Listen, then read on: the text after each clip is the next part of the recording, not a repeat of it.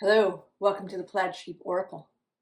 This is a reading for the full moon in Scorpio, May 1st, 2026.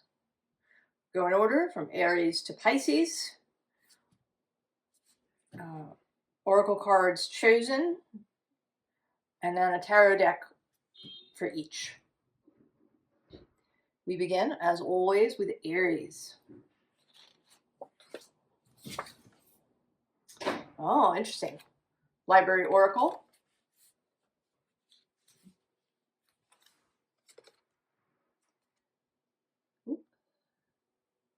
The gift. Present, honoring, offering.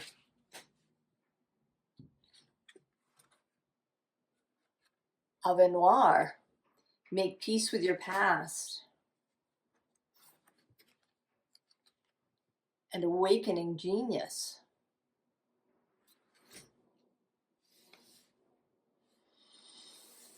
Oh, that's interesting.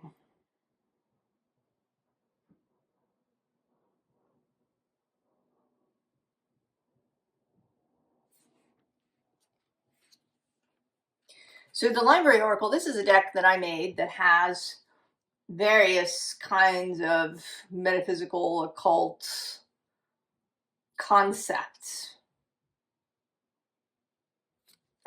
And the Library Oracle is when you find a book that calls to you from your shelf or the bookstore or the library, and then you open it to where you're called to open it, to where it feels right, and you read what's there, and it's the answer to the question that you had. You asked the Library Oracle. So that is a suggestion for you, Aries. But there's something to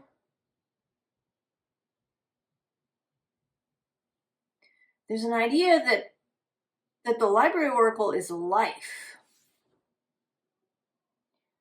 That instead of just using a book, you could use the whole environment. That, where you are drawn to go on a walk, or if you're drawn to a particular route to get to work, or to a particular place to have lunch, or anything like that, that there's a message in that for you.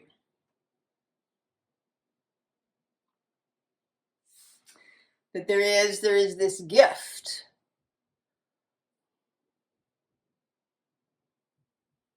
And this says make peace with your past, but I'm more focused on the image that's there, this kind of lit up sacrum and solar plexus space. And then the awakening genius. There's something about this full moon that is going to heighten, awaken perhaps, extrasensory perception, psychic skills, metaphysical skills, whatever you want to call them.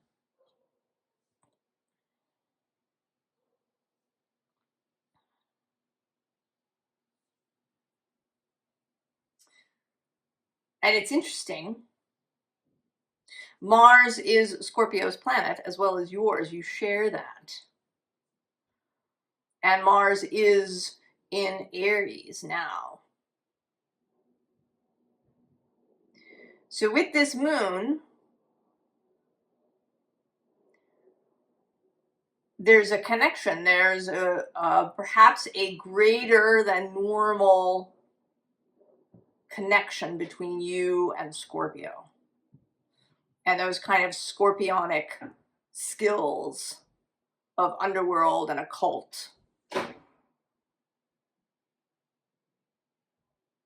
It may also be maybe you already are, very good at following your intuition, or maybe you have a divination method.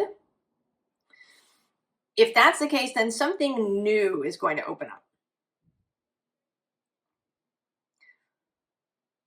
If you normally, tend to hear things, perhaps you get messages through conversations or songs, now you might start seeing things or feeling things. That new pathways will open up. I personally think that although we have a favored method, that it is possible for us to have all of the various ways of perceiving available to us.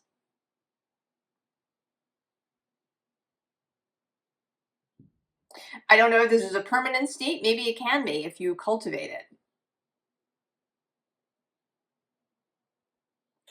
Let's see if Tarot wants to give us more.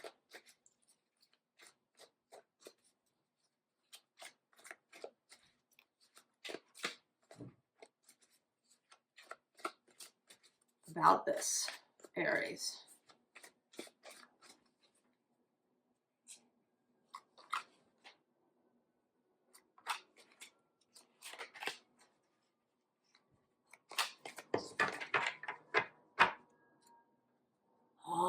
Nine of Swords. The whisperings in the dark. And there, Aries. Queen of Wands. Underneath. Three of Swords. The Moon. The King of Swords. And the Three of Cups. Yeah. There is definitely a growing comfort with psychic skill, with occult experience, with perceiving the other world here now. They're in this field with all these fish.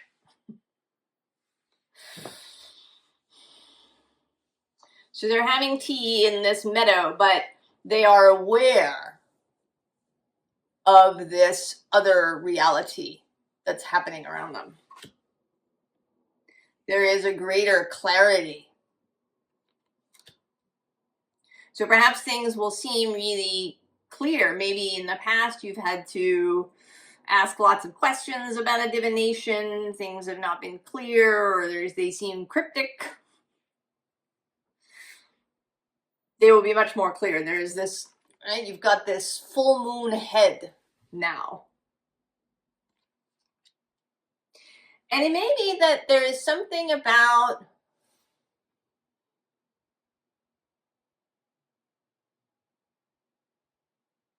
I don't know what the word I want is. Dealing with, confronting, neither of those really feels right. Coming to terms with these swords in your heart and your ability to remove them. That's a full moon thing, certainly the culmination of something. What's under the Nine of Swords? Yeah, there's the Four of Cups under there and the Five of Wands. So perhaps you've come to terms with something, you've resolved something in yourself, you've forgiven yourself and others.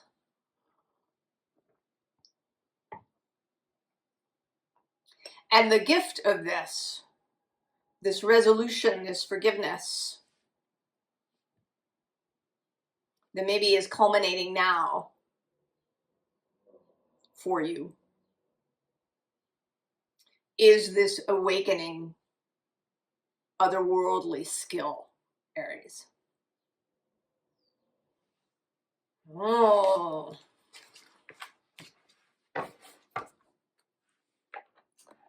Very interesting and unexpected. I mean, I knew that this was going to be a very sort of esoteric, occulty kind of reading with the cards choices that came out. But that is very interesting. A lovely beginning. Taurus. Oh. Dowsing. So dowsing is when you use, you can use rods or a pendulum. And it's usually associated with finding water, but it can be about finding truths too. The light dancer. I love when the sun comes in here at this time of year, but it is a little tricky. Oh, Ubuntu. Compassion for others. Ubuntu. I am because we are. And beyond the ordinary.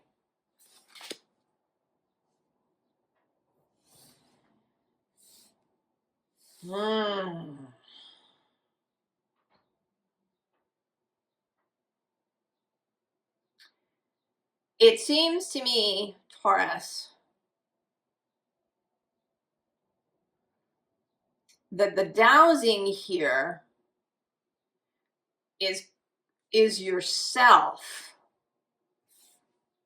That you're learning to navigate through feeling.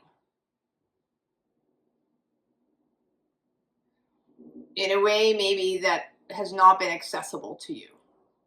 And by feeling, I mean to move toward that which feels good and right and lit up. Right? To move towards the star. I mean, it may be, for example, as Taurus, you might be very good about feeling things in your body, you know, knowing that when your gut clenches up or, you know, when you have sweat or something, that it all means something. But this seems more specifically that you are being guided, that you are dowsing with your feelings.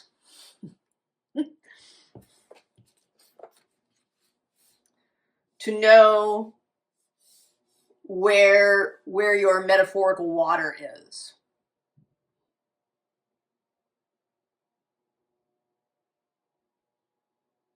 And that it's happening in part because you have compassion for others. You have come to a place where you feel perhaps a connectedness with others. You feel kind of comradeship, right? We're all here together.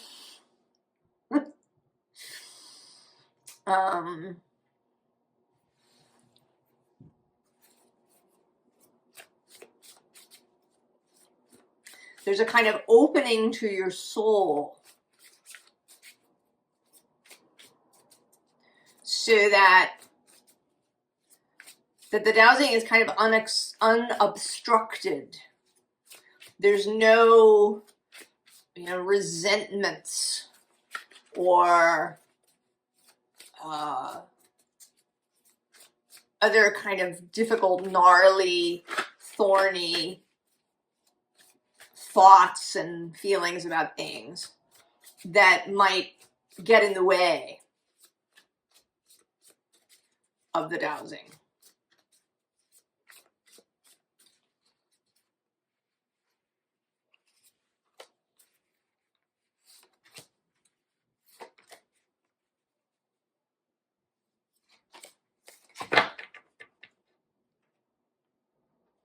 Oh, the Hermit. But a very watery Hermit here with her feet in the water. 9 of water, the wish fulfillment. This dowsing for water, for the spring. 3 of fire.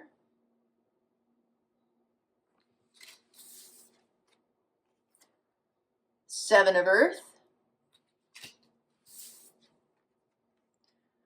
The Knight of fire.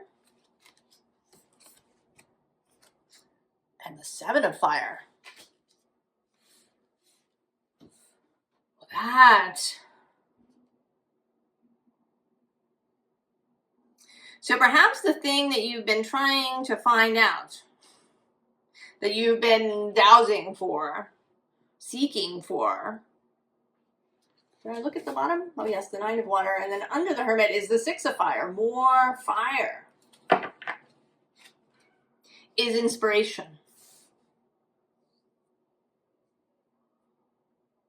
direction,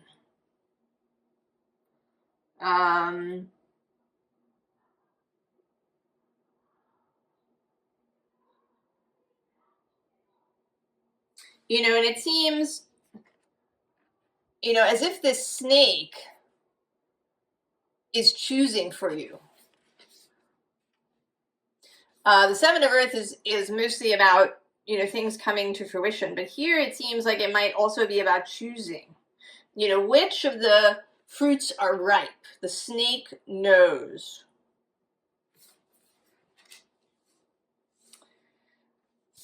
Right? The snake knows the direction to go.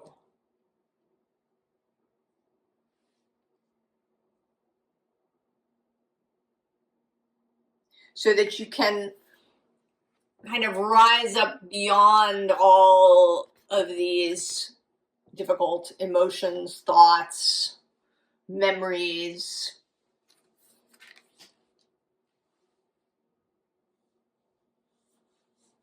So the cultivation, I think, of this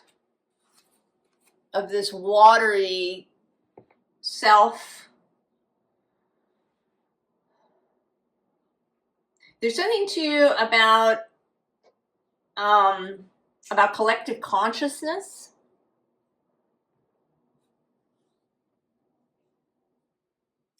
It may be partly because Uranus has left Taurus.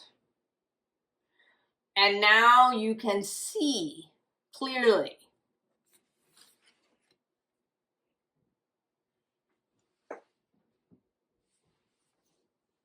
It's possible you haven't been able to, that Uranus was simply too disruptive to the system.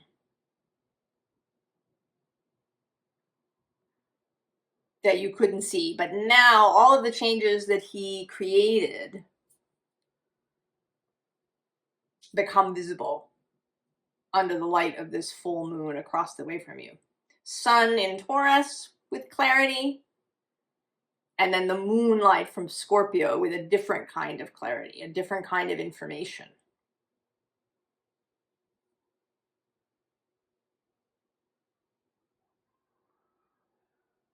And that you're seeing that this, I don't know, this kind of snake energy, there may be something there too about shedding the skin. Too, she has naked skin here. You know, that she is maybe pulling these leaves off of herself.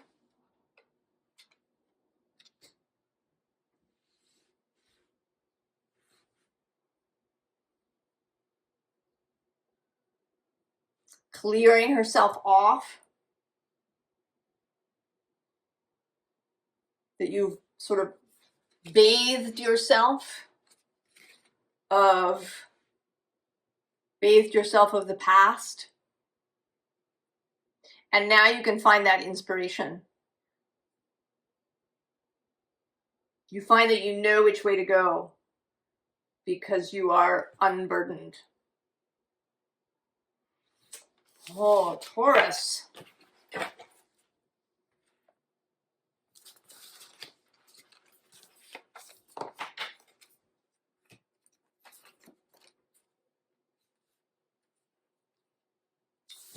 Gemini. Oh, previous life.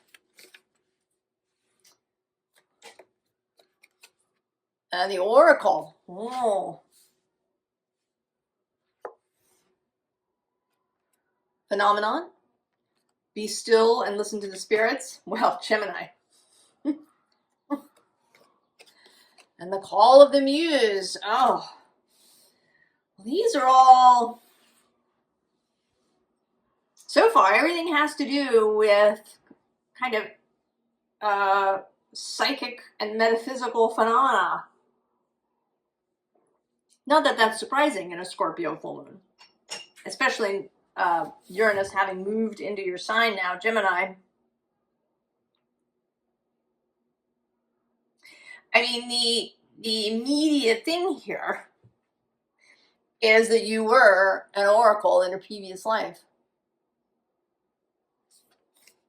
It says sacred living, spirit speaking, intervention.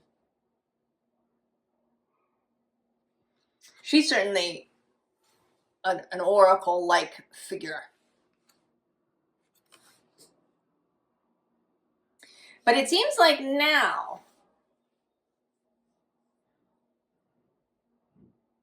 I don't think that this is suggesting that you, take up the profession of oracle. Because of this call of the muse, I think what's opening here is this oracular skill, this skill of talking to spirit in service of creation.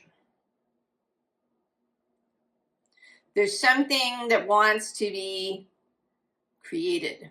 Now, it might have something to do with a previous life. Maybe more than one. Maybe you were an oracle in one and an artist in another, or perhaps both.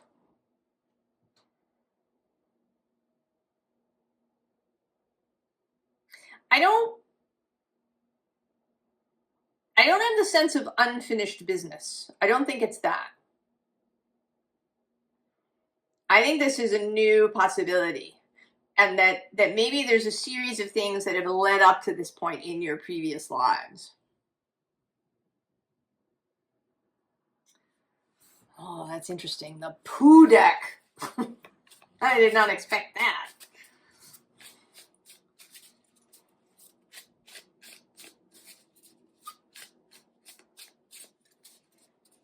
So playfulness seems to be called for, not taking things too seriously.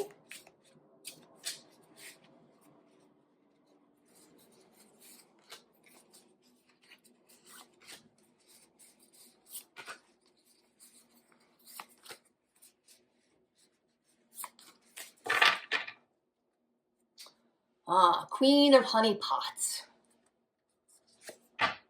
And the King of Chocolate Pentacles on the underside.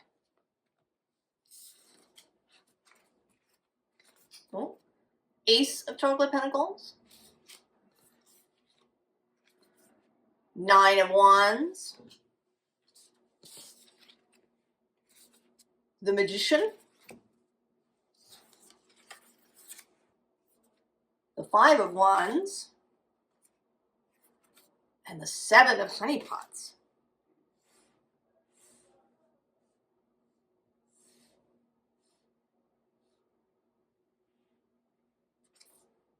Oh yeah, there's the King of Honey Pots. So we have the King and the Queen here.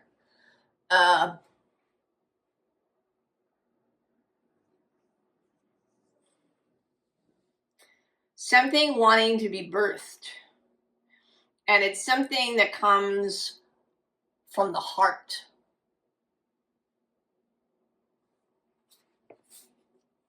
Something that comes from the heart.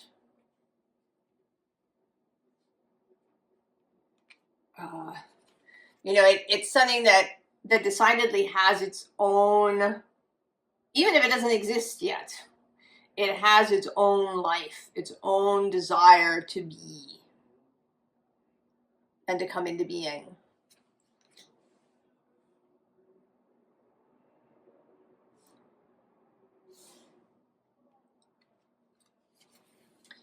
And you've reached the point now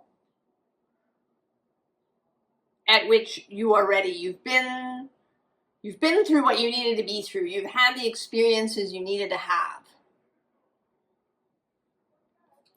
And how I see it is that you're here with your Nine of Wands.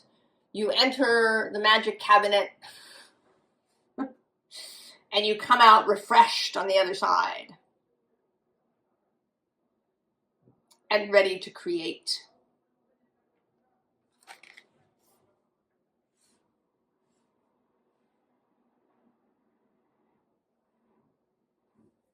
And certainly the The ingredients are there. Saturn and Neptune moving sextile your sign. That's a working partnership kind of energy. Uranus has just entered Gemini. So the inspiration, flashes of insight, a new idea. Also, perhaps, circumstances changing in some radical way that allow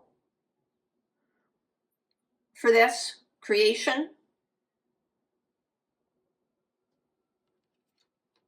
And then there's some sort of brainstorming, hashing out, the creative space that may be a little chaotic, but it's not, there's no violence here.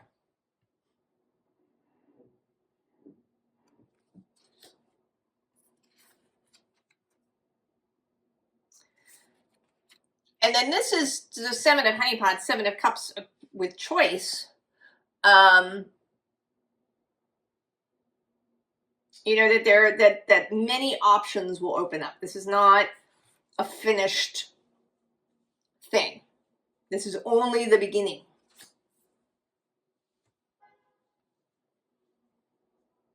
This is only the beginning. But this moon seems to me this moon gives you access, really gives you access to source channeled inspiration. There may be, with this oracle card, it's possible that a ritual might help you if you don't feel like this is happening naturally. It may be that there is some devotional practice that you could begin if you're, looking to write a novel or compose a symphony or even to start a business, that there might be some sort of devotional practice that you could start where you really consciously enlist the help of source and spirit and the muses in your work. Oh, Gemini.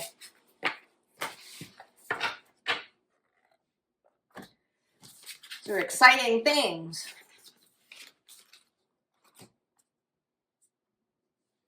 Cancer.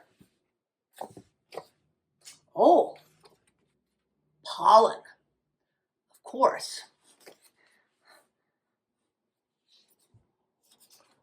Returning home, very Cancer-y. Transition, life between lifetimes, loving welcome.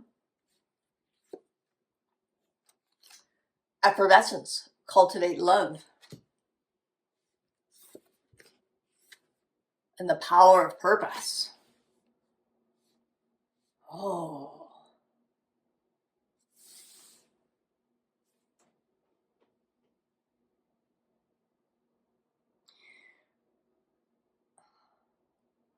Scorpio is, of course, trine Cancer. And Jupiter has been moving through your sign for a little while now. He's still there until the end of June. Another 2 months.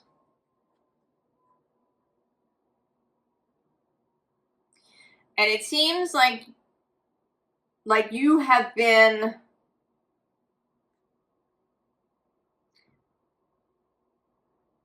cultivating love within yourself.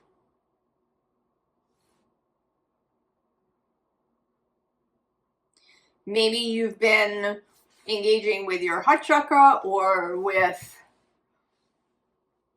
other aspects of your emotional life, your emotional body.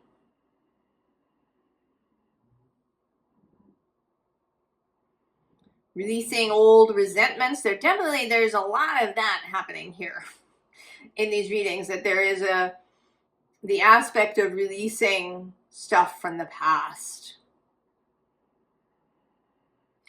And I've been speaking a lot about, you know, forgetting the map and, you know, moving forward. And it may be that this Scorpio moon is here really especially to help us.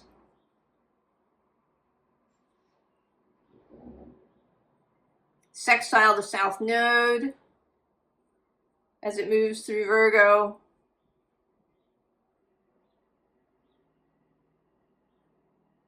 Trying the North Node in Pisces, moving toward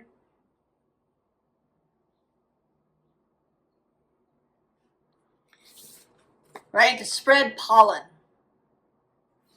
is to fertilize new life. And it may be that you've found an unusual purpose. And this doesn't have to be a job or a profession. Your purpose isn't necessarily linked with those things. But that you've found a purpose that has to do with love, perhaps with nurturing, with providing that which is needed for conception. You know, and that can be different things. It might be ideas for people. You might be a kind of muse to people. That you say the right thing in the right moment and it inspires them. Or you might provide an environment where people are able to create or to grow. It might literally be deciding to have children.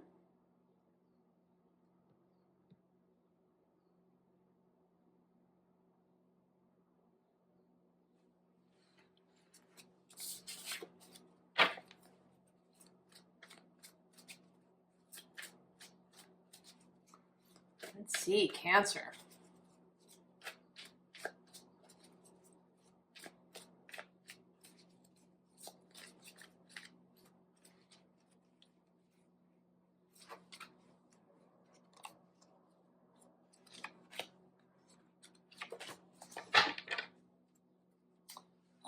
Two of Swords. The Ace of Pentacles on the underside. That seed, Queen of Swords. Oppression. This is actually the Tower in this deck. Seven of Swords. And the Princess of Wands.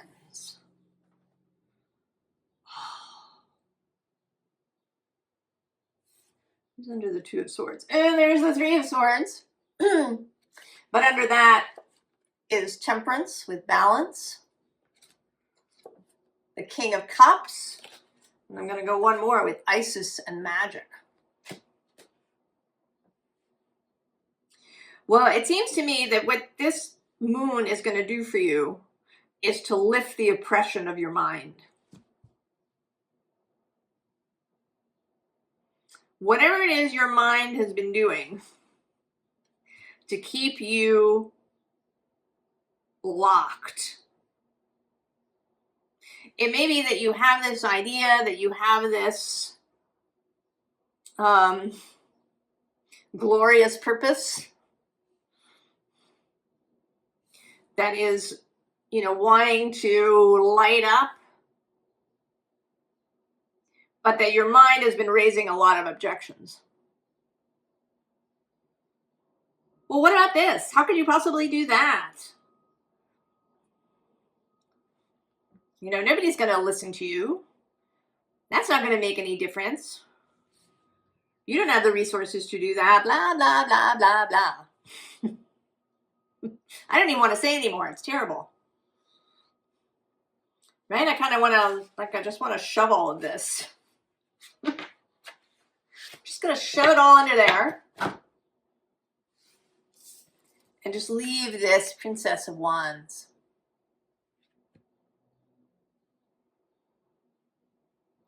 That this moon will lift that oppression and you will feel renewed.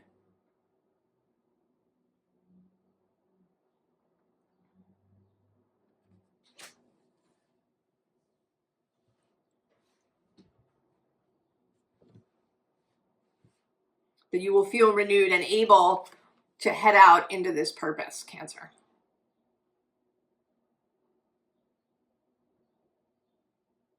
That with returning home, you may really feel your connection to the cosmic ocean and all of the resources and strength and love that is there.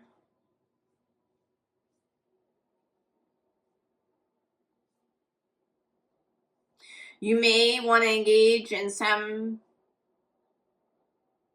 practice, and prayer is actually what comes up.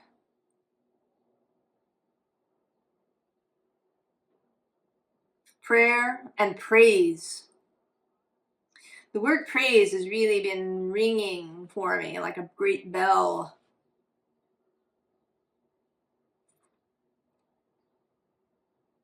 It's kind of even beyond appreciation, beyond gratitude. It's praise, praising life, praising people that you run into,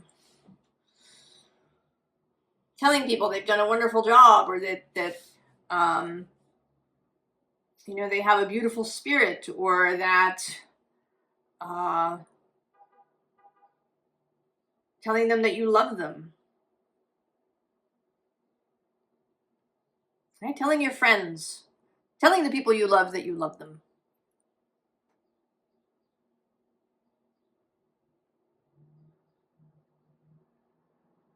Oh, Cancer. It's beautiful. I hope it feels that way to you.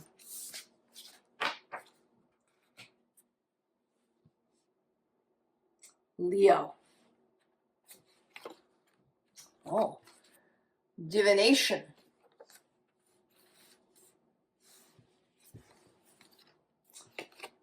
The tree of illumination. Truth, revelations, understanding.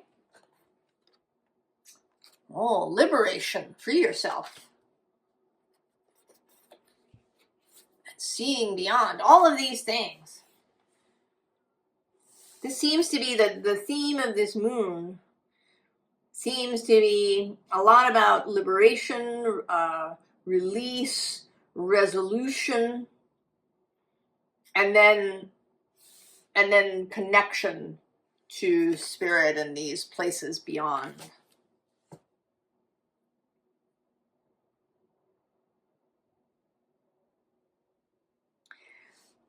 And how this feels is that maybe there's something you haven't been allowing yourself to see, or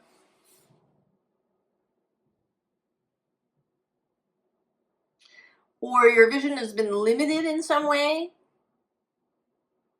You know, maybe when you do divination, you tend to get the same kind of answers, or if you go and watch tarot readings, that they say similar things, that there's nothing new, nothing that you know, kind of shocks you or wakes you up.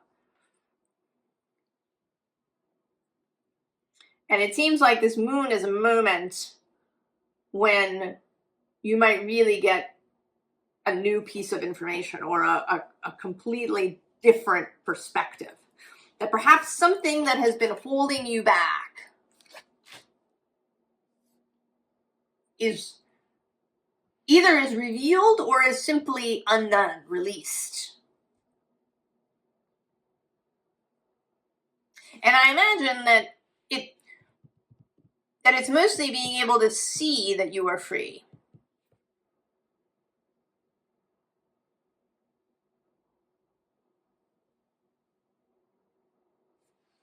Being able to see.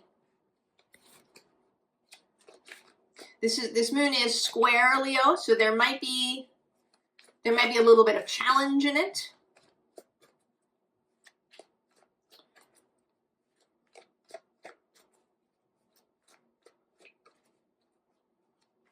This is kind of a challenging image.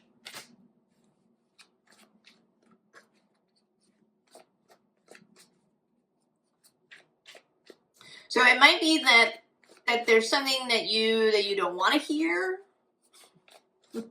or that isn't, you know, and I don't think that it's like a self-criticism that you've been avoiding, you know, I have this flaw. I don't think it's about that. I think it might actually be the reverse.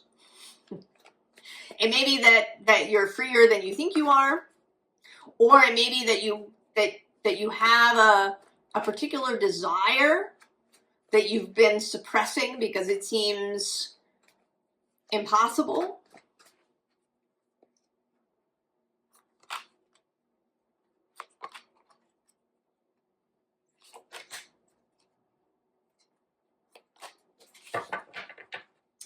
Let's see. Oh, yeah, Three of Swords. Queen of Wands on the underside. She came out in that same spot for Aries. Seven of Wands. That's your card. Mars in Leo. Seven of Pentacles as well. The Hierophant. Temperance. Oh, Leo.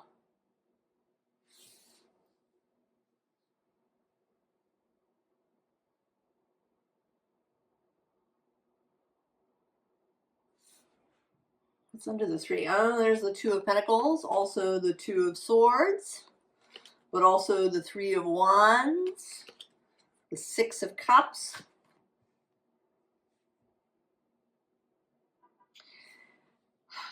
I think that maybe up until this point, you have preferred the fight, the action, the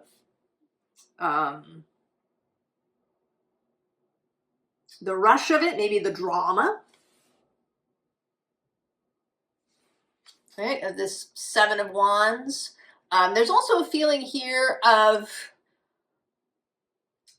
you know, she changes depending on the reading, but here she feels, you know, she is very determined, but she's also feeling very alone, even though she's got her dog.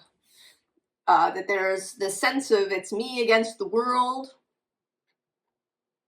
And that's a very romantic story.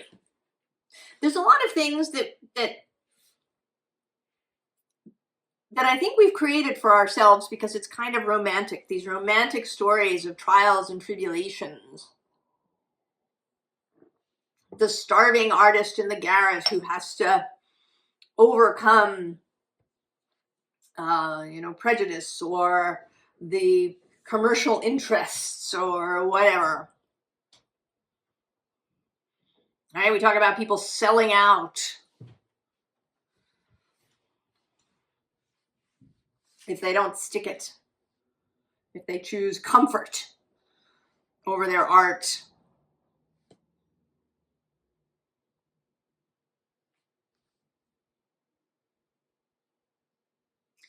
And perhaps that has been that. Perhaps there's been a kind of wallowing in this Three of Swords.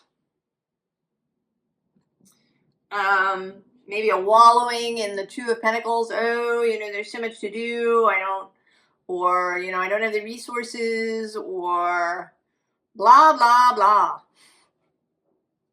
Arguing for your limitations. Two with the Two of Swords. I don't know which way to go. And maybe you do. And none of this may be conscious, Leo.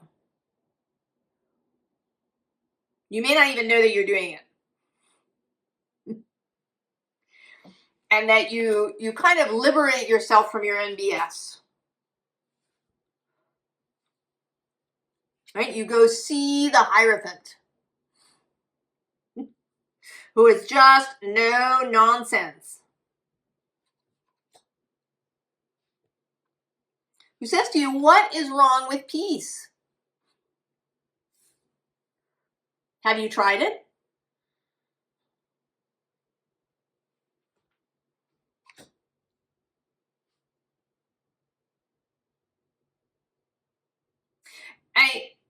I will absolutely say that if you love drama, you love struggle, you love these things, I would never try to talk you out of it.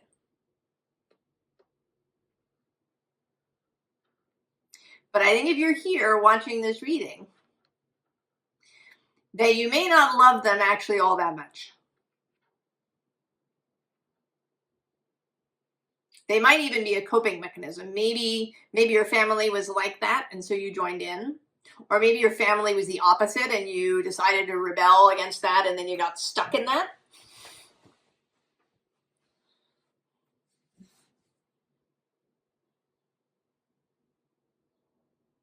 I don't know. You should certainly do what you really want, what your heart calls you to do. Right? The seeds, you have been watering the seeds. They're ready to come up. And this moon is giving you the opportunity.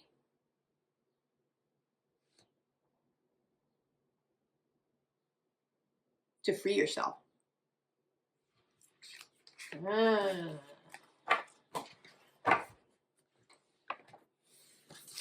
Leo.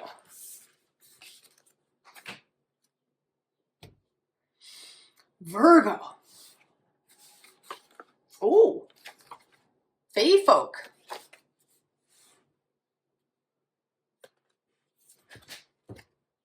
Oh, the pathway. Direction, purpose, change. Hex. Be still and allow the enemy to reveal themselves. And a higher view. Virgo.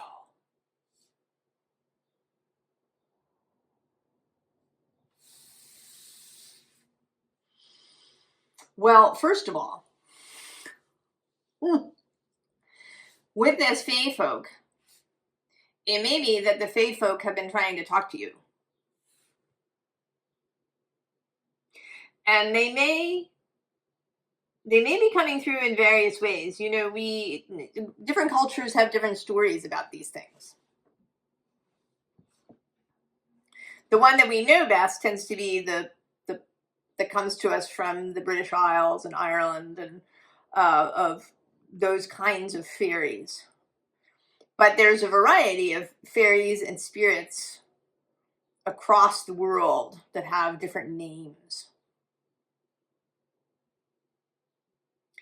And I think what might differentiate them from other non-physical beings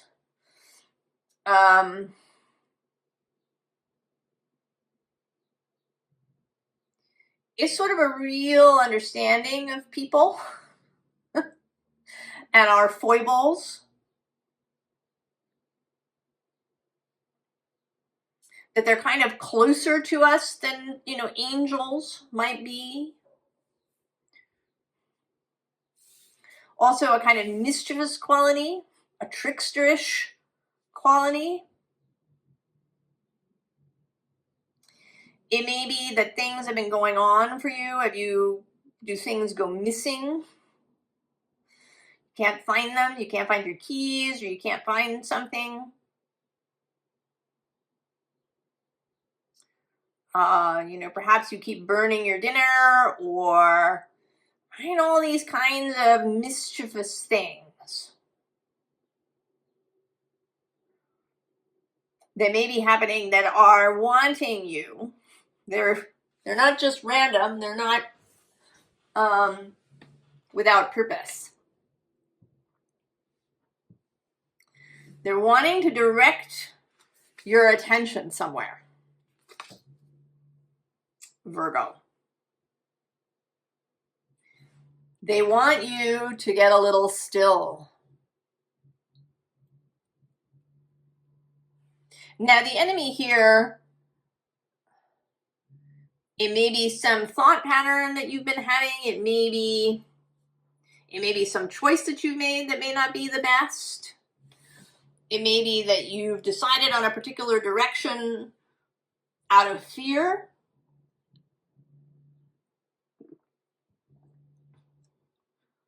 And the Fae folk are wanting you to see it, to take a higher view. Maybe you may be really narrowly focused on something and you can't see outside of that. We can get really, you know, sometimes in our own life it can kind of, a small thing can blow up until it sucks up all the oxygen in the room, and it feels like something deeply momentous and tragic, or, you know, heavy, like this giant thing in this card. Can't even quite tell what it is. This enormous weird flower thing. But if you get up and you get a higher view, you can see it.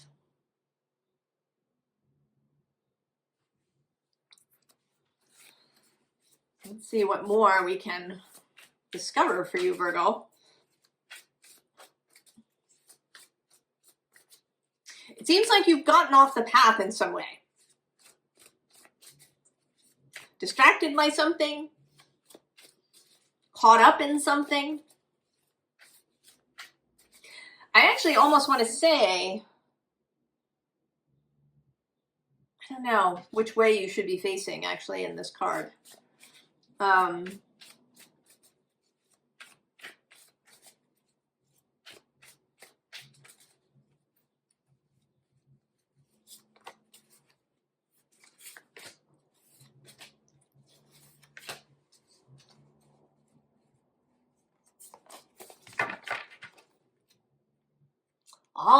Page of Earth.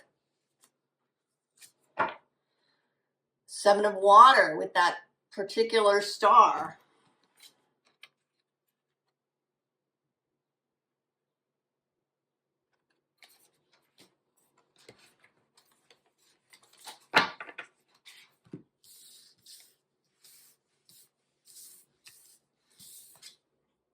There it is. Star. Also the Page of Air. The 10 of Fire. The Ace of Air. And the 6 of Air, yes. So, Virgo, you've become burdened by something. There's something that feels like it weighs 10 tons. And the spirits, the fae folk, your guides, all of the above perhaps, are wanting you to readjust your view. Right? To come back to an open mind of the page.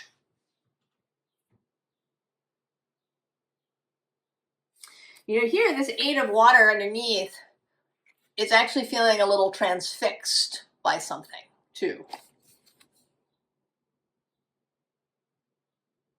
So that may be it as well, that you're transfixed.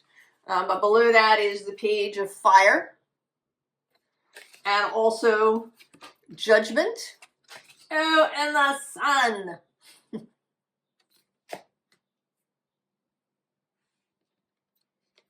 Right? They're speaking to you, Virgo. They're showing you the clarity. Or wanting you to see it for yourself. Right? To be able to go. Rather than to be sort of transfixed and unmoving, standing there. To get on your bird and go. Because you can. You can get on the bird and go. Virgo.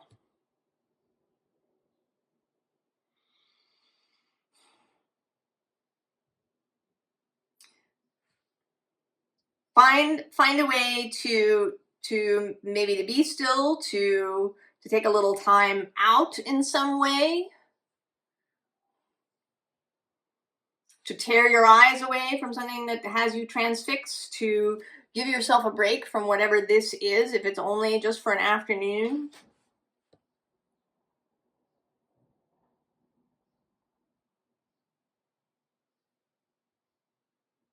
So that you can see what they're trying to get you to see, Virgo. Perhaps on Friday, on the 1st, when the full moon happens.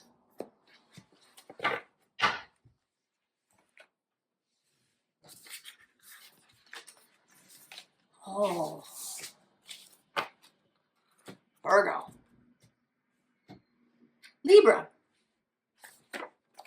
Oh, oh, the crucible.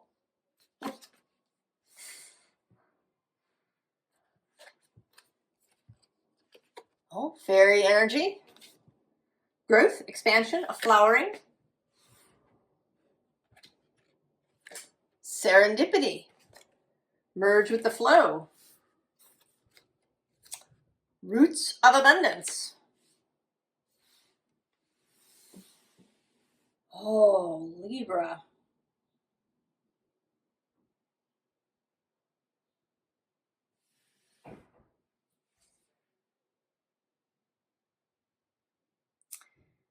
The first thing that's coming to mind is a story from the first book of the Lord of the Rings. In the Fellowship of the Ring, when the hobbits in the beginning, this doesn't exactly, it kind of appears in the movie, but in the wrong place. The hobbits fall asleep in the woods, and the willow tree starts to bury them. And Tom Bombadil comes along and releases them from the tree. In the movie, Treebeard does this.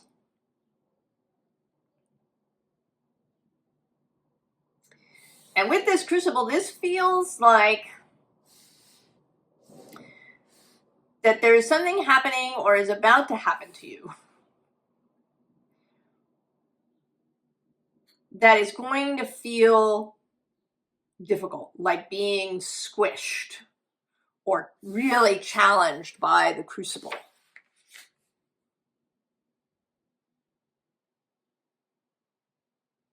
That, you know, that you're this flower, and what you're receiving is this, right, this fairy energy, this occult energy, perhaps Uranian energy. Now that he's moved into Gemini, he's trining your sign.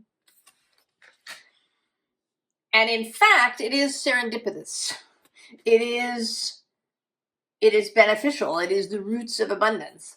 But it's going to feel initially like being squished. Like being really challenged and pushed.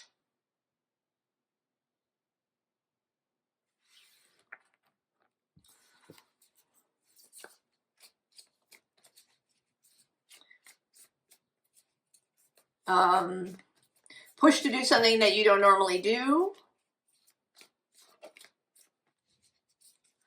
You know, I'm seeing now that there is what looks like, I don't know that it is, I don't know that the artist meant it this way, but this looks like a keyhole. Here. Let's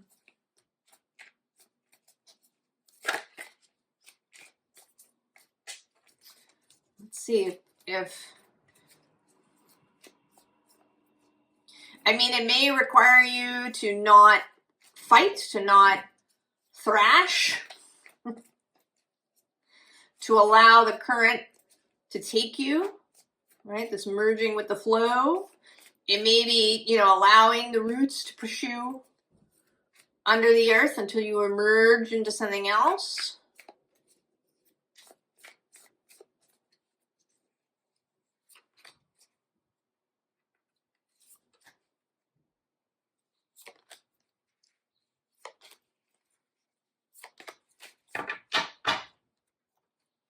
Ah, 9 of Pentacles.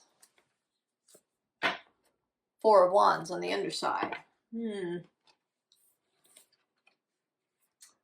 of Pentacles.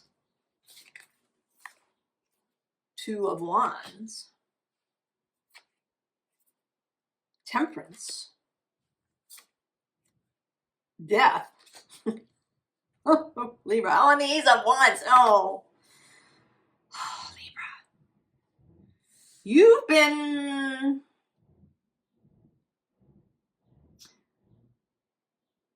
delaying in some way. Right, we have the Nine of Pentacles, we have the Four of Swords below that. But then below that is the High Priestess and the Ace of Pentacles and the Eight of Wands.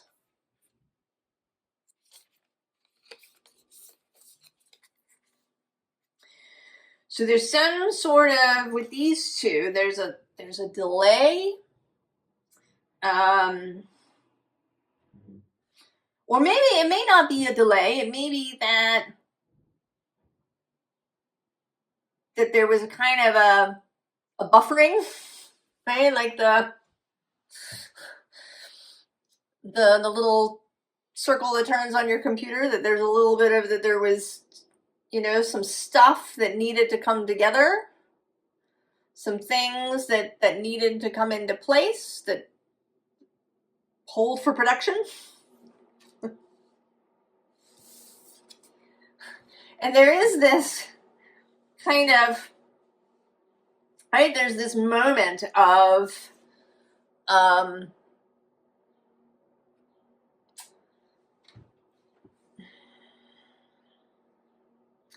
right, like a final hug before you leap on the adventure train, right? Saying goodbye to something a little tearfully. And then there's death.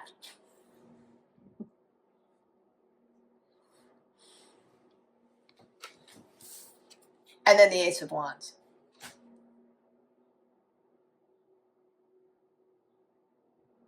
You know, and in this card, there's the solid butterfly, and then there's this kind of soul butterfly.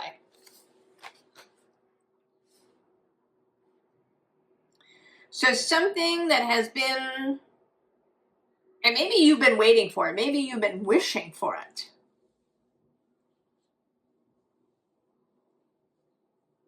But it's still going to be really challenging initially.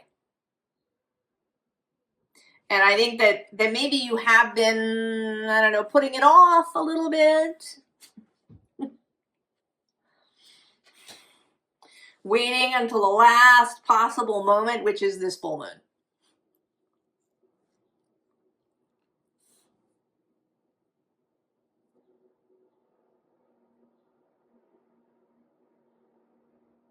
And I think the only thing, I mean, it doesn't really feel like there's an action that's required here of you.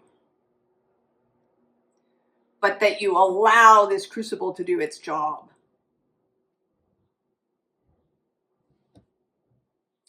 Now I feel like I want something else for you, Libra. This seems, oh, the Santa Muerte deck, naturally. Like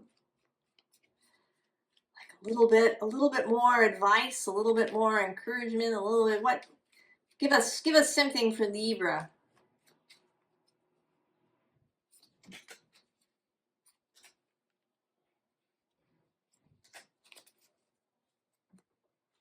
Oh, it's the World. Well, that's nice. Oh, Five of Pentacles on the underside.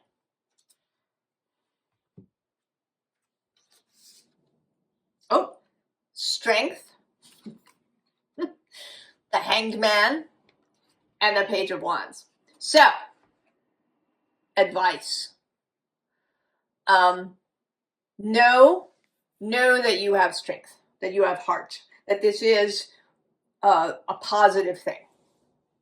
You are headed in a positive direction. The Hanged Man, seeing things from a different perspective. Taking your head off and turning it upside down. Doing whatever you can to step out of previous belief systems.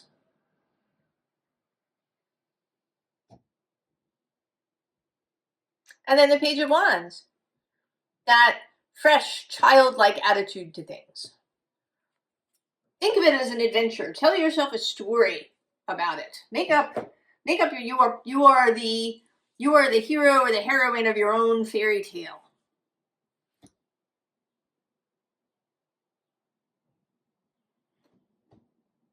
All right, a hobbit on a quest. The youngest son or daughter headed out. Libra. I'm excited for you.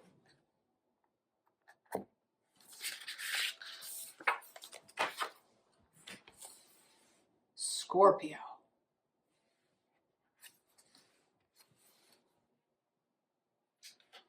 The world tree. Yggdrasil.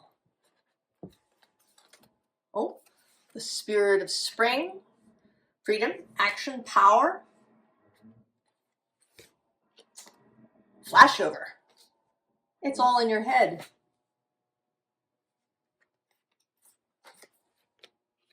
And it is what it is.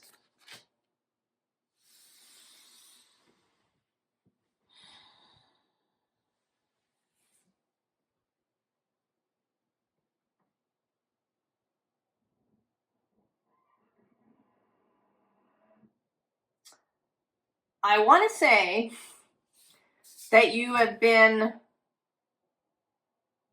actually been trapped inside the world tree.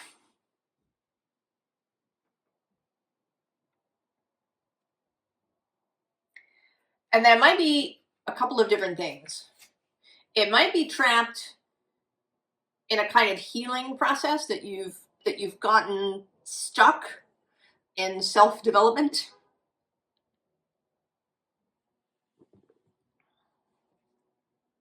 Or alternatively, it's the other way, that you've gotten stuck in the world. And, maybe in world events, you're stuck on something that's happening in your life, or that's happening even in somebody else's life near you. You were stuck in something. And now this spring is happening. And it seems like you didn't, it's as if you didn't know there was something besides the interior of this world tree. And then suddenly there's this bird and her little eggs. And you realize that it's in your head. That the stuckness, wherever you've been stuck, is in your head, and you can just leave. You can literally just leave. You can stop the endless psychoanalyzing or endless healing practices, the endless searching for the thing that is wrong. There's one last thing. There must be something that's still in the way. And there really isn't anything in the way except that you're sticking to where you are. Or you're, in deep anxiety about the world or about somebody in your life. And that's not yours to do. You can leave. Scorpio. Oh, see, I lifted this deck up and I didn't quite get all the cards. The cards on the bottom are the Tower. Yeah. And in this particular tower, the tower doesn't fall down. The person leaves.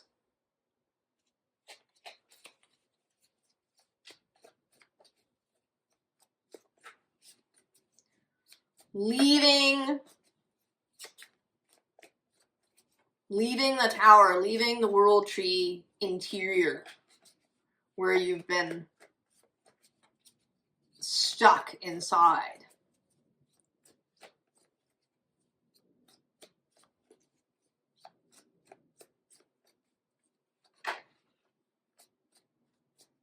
Oh, Now, I don't want to stop here, but that was just death. Which is your card.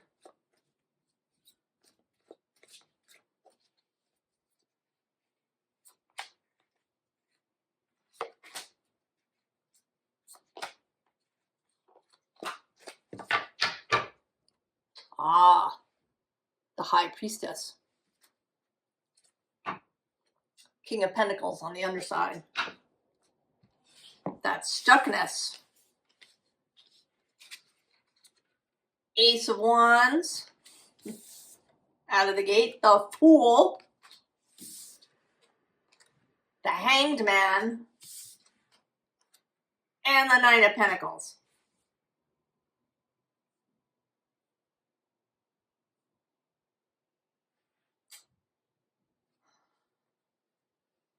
You know, it's interesting. All these Wands cards, and below her is this Three of Wands, and then we also actually have the Nine of Pentacles. They're all still, you know, they're staring at this High Priestess. Maybe you're waiting for a sign, you're waiting to know. There's also this Hanged Man.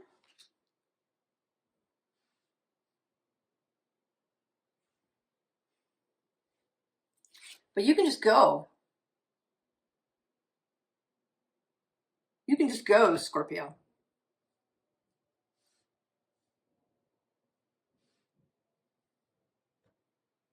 It may be that this moon will reveal something to you. I mean, with the Nine of Pentacles, and then below that is the Nine of Cups. It may be that what it is that you desire will just be revealed. That if you haven't been sure, maybe about what you really want, if you've been confused about that, or you've just been stuck in your head in some way, in this kind of mystical fog of the High Priestess. I think that something is going to happen that will allow you to just go. You're going to see it. Can I give you a little more? A little more for Scorpio? What is it that... What is this little bird that shows up that allows you to see that you're not actually, that you don't have to stay where you are?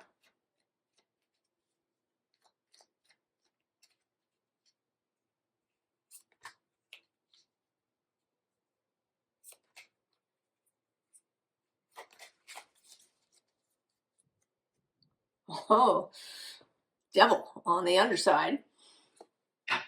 Chariot. Oh, there's the Hermit. I was thinking about the Hermit.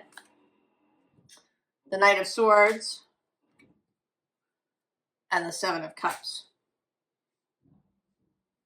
So I was thinking with the Hermit, what I was thinking is that I often think of this as the Hermit door. Right? That the hermiting time is over and it's time to go. And this card is associated with Virgo, as is the Hermit. And the Hermit is the opposition kind of to the Hanged Man, to this High Priestess Hanged Man energy in Pisces.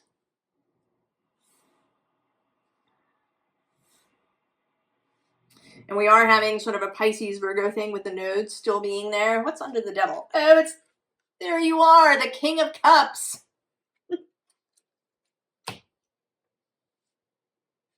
So I think with going from the Hermit to this Knight of Swords, I think that you're going to have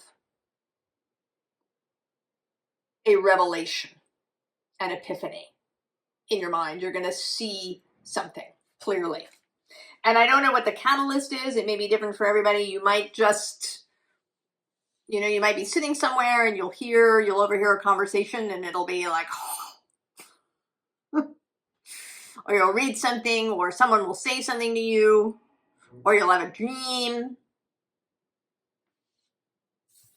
And then you'll see that there's a bunch of different options that you didn't know that you had.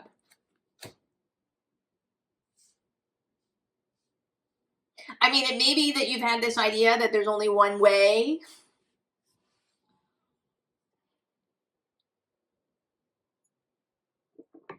That there's only one way I can fulfill my destiny.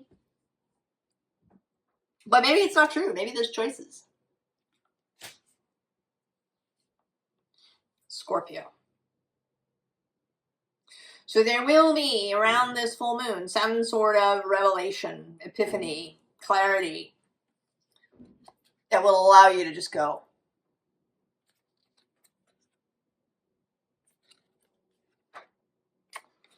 Oh, that's pretty great, Scorpio.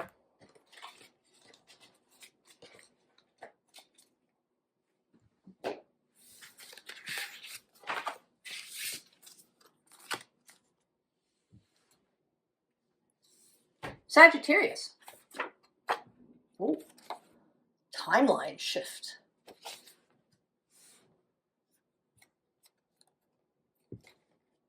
The healing temple. Restoration, cure, safety.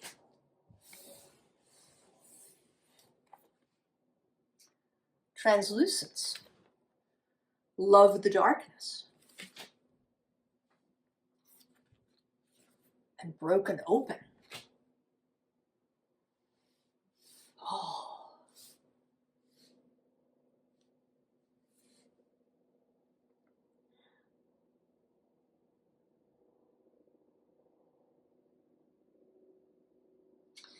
Well, this certainly seems like that this timeline shift takes you out of the temple and deposits you here.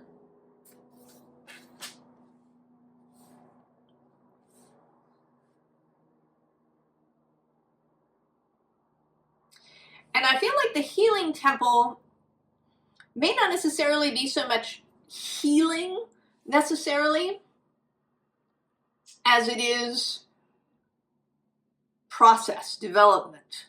All of the things that have happened to you and that you've done up until this point.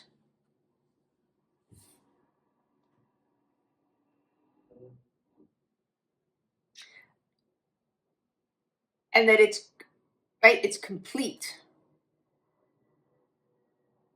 So if you've been hanging around in this previous process, doing whatever you've been doing, that now you're going to kind of be radically removed from that. And it may feel, mostly this just feels jarring.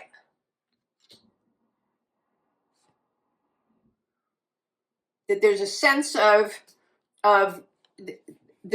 this transport out of the temple may feel jarring.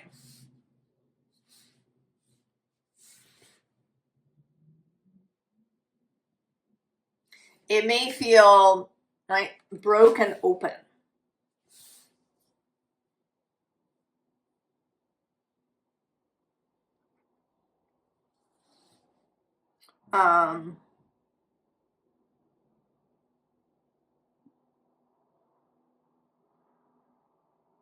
You know, I'm thinking now, I often have these comparisons to the Lord of the Rings. You know, if you've been hanging out in Rivendell for a period of time, and Rivendell would be really nice, but eventually it would be time to go and go do something else. That if you stayed in Rivendell, it would be stagnant. You know, it's not that you're going to Mordor, but that you're not staying in Rivendell. You're going towards something that you haven't experienced before.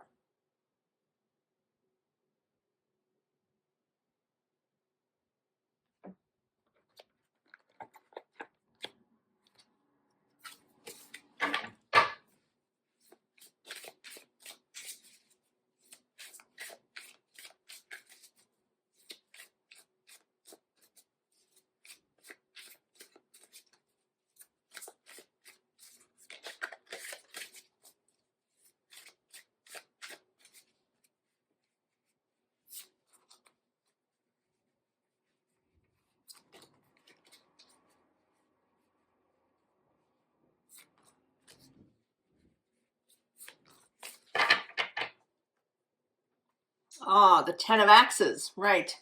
Ten of Swords. Oh, that's Six of Jazz on the underside. That's your planet, Jupiter, in Leo. Seven of Blues. Four of Roots. The King of Blues. And then the Knight of Axes.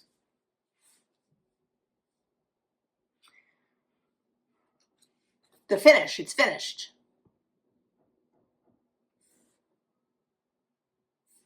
Below that actually is both this Three of Roots and this Seven of Roots. And then the Star. It's finished. Your time wherever you've been is complete. And it may feel like there's too many choices. You don't quite know what to do. There's a sense of stuckness. Four of Roots, Four of Pentacles. Doing something for a long time.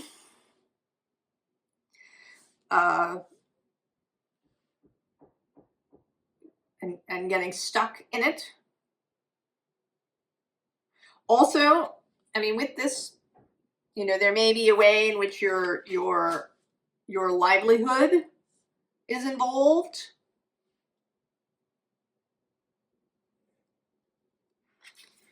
But then there's this King of Blues. And he's interesting. This is Robert Johnson. You may know the story that Robert Johnson met the devil at the crossroads and sold his soul for the ability to play amazingly well. But he often comes through as the King of Cups, as having rejected that deal.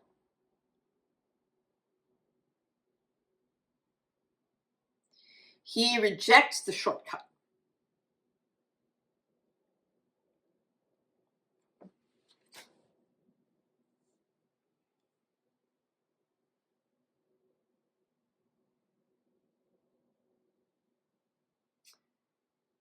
And I think he rejects, too, the idea of the status quo.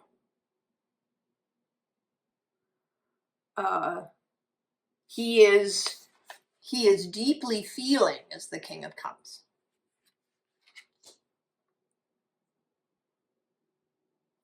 And it's there that this inspiration for a new thing arrives.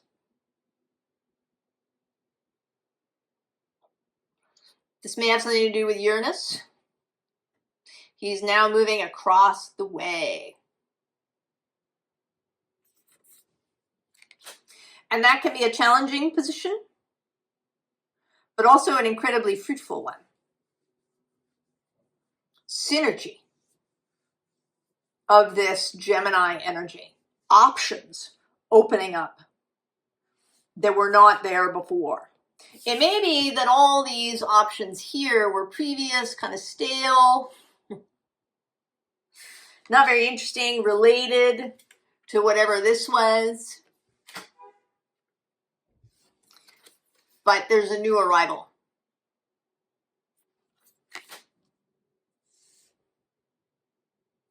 And this moon may illuminate it. That between them, Uranus and this moon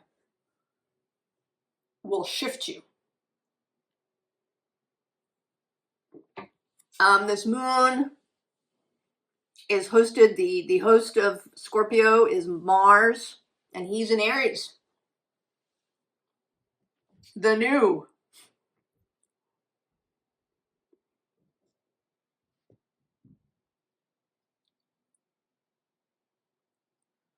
Mercury, who is Gemini sign, is also in Aries at the moment.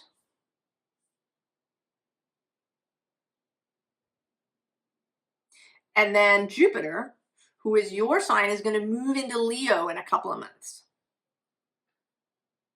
So I think that all of this together is this transport into whatever the new inspiration is, Sagittarius. And I think primarily your job is to focus on your heart. This is a heart chakra card. On what it is your heart, your spirit calls you to. Even if it feels jarring, as it might with Uranus being involved. I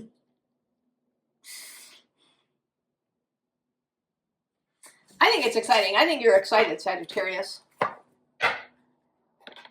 You would never say no to an adventure.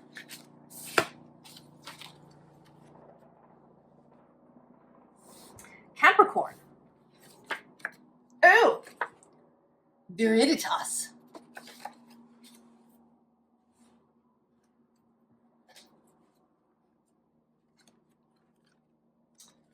The Temple of Dreams.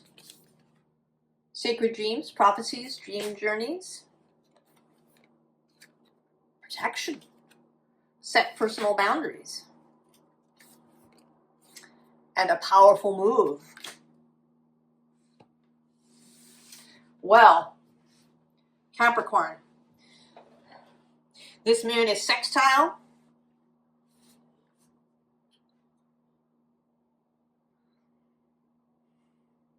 I think you're going to feel, you know, the Viriditas is the energy of spirit, the energy of the source, of God, that moves through all things. The greening that gives life. Chi. Prana.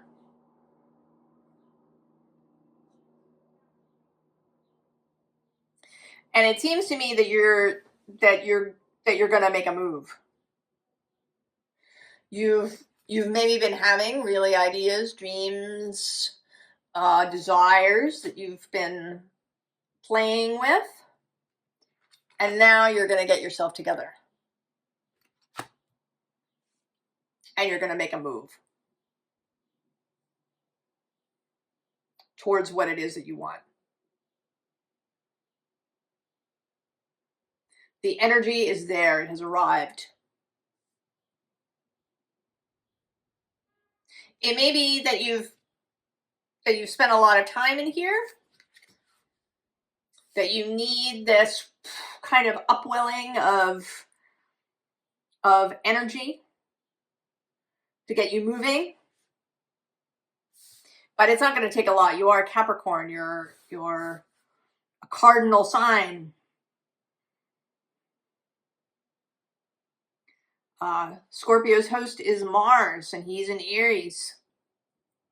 So all of that, the energy of the spark is there.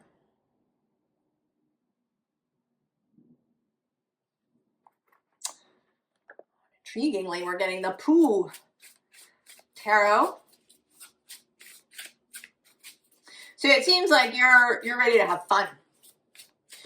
This powerful move card, this is the Oracle of the 7 energies. It has to do with the 7 chakra centers.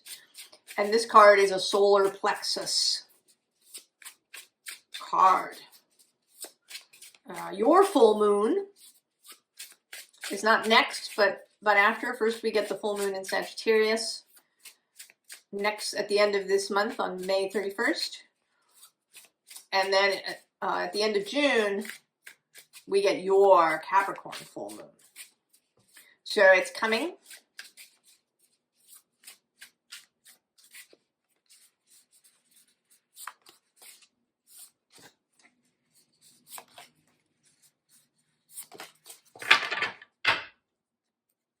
Oh, the Chariot. 3 of Wands on the underside. Oh yeah, we're ready to go. Ace of Wands. The Emperor. 9 of honey pots, 9 of cups. And the 2 of Wands. You're ready to go, Capricorn. I don't know what else to say about it. Except to just go. It's all looking great. What's under the Chariot? Oh, it's the 10 of cups. Below that, the Page of chocolate pentacles, and the Ace of Swords. I don't know what you're doing, Capricorn, but whatever it is, it's fabulous. It's great. You love it. It's going to work out. We have wish fulfillment and joy. We also have kind of the continuing story.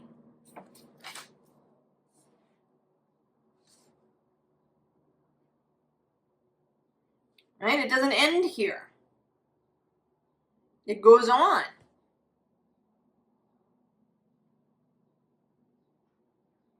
And the energy is there for you.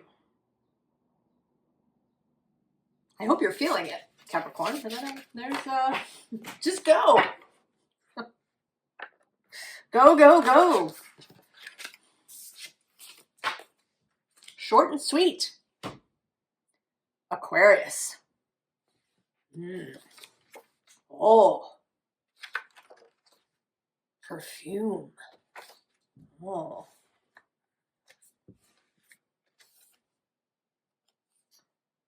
The healing temple of the lunar light. Life cycles, energy, healing, communication. Wuho. Transform the way you see. And waking the lion.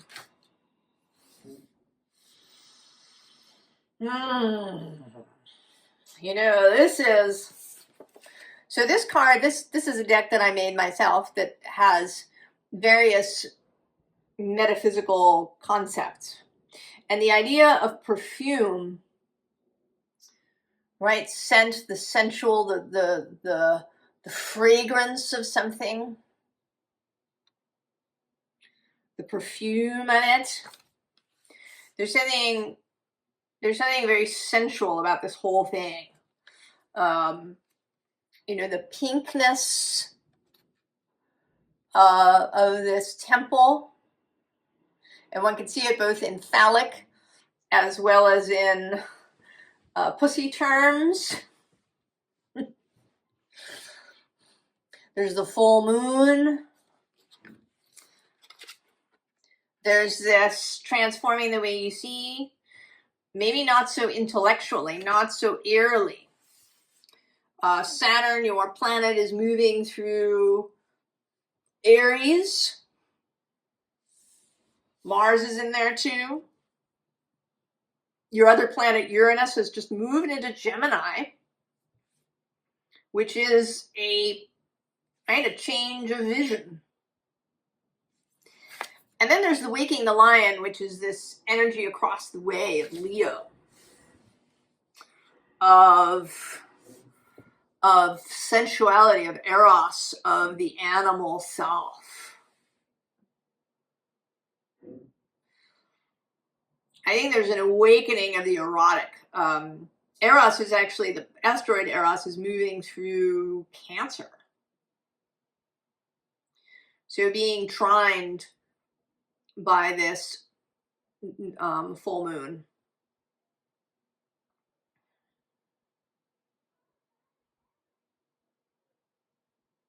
So there's an awakening of the erotic for you, Aquarius.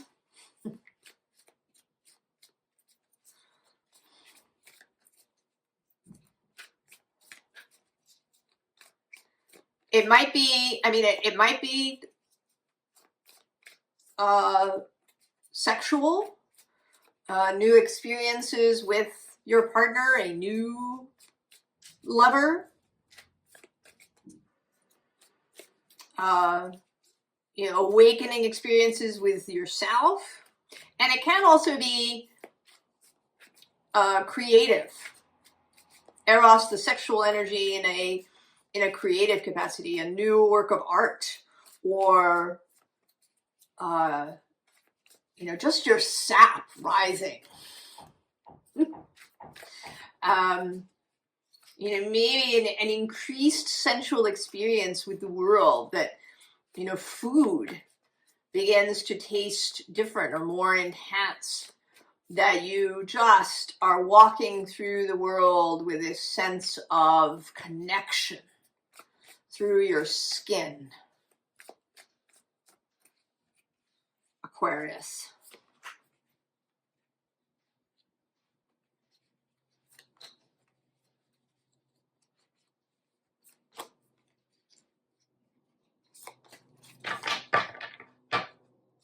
Oh, and there she is, the Empress.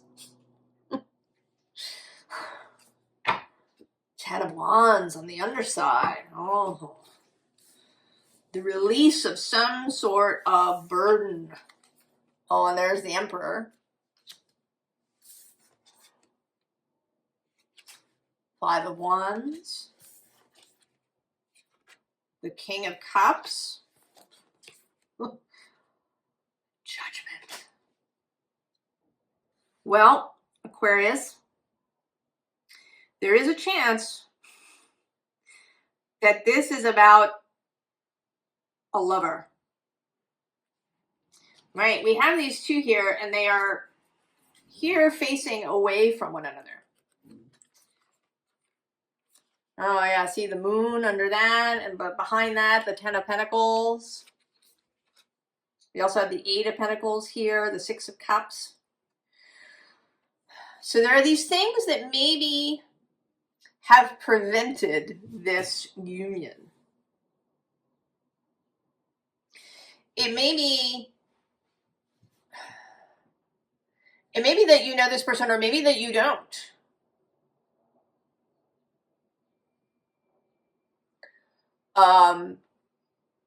It may be your present person, your present lover, that you're not really connecting up. You're not really in touch with each other. Or it may be that you haven't met. That all of these things, the moon, the Ten of Pentacles, which is kind of the status quo, this Eight of Pentacles, this Six of Cups from the past. There's also the Two of Swords. There's that Ten of Wands that was on the underside, has been preventing this union.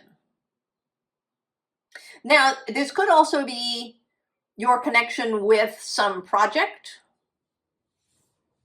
It could be kind of your connection with yourself, your personal emperor and empress within yourself, that one or the other has been silent. That your ability to create, because you need both of these, they don't have to be in exact balance ever, but they do need to be talking to each other.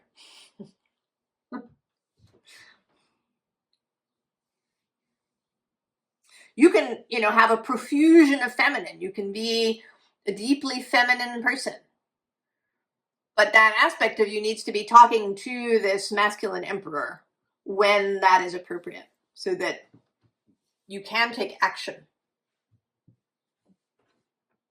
But it may also be that this is quite literal, that this is you and another person.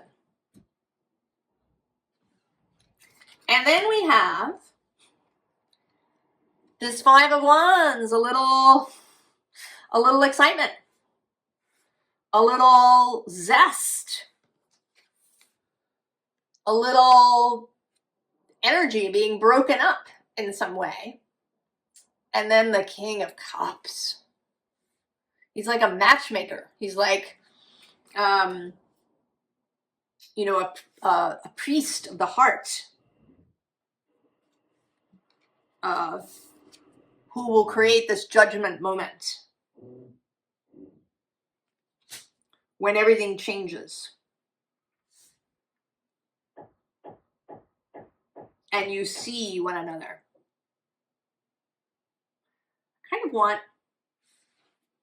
I want one more card. Can I have one more? What comes after judgment?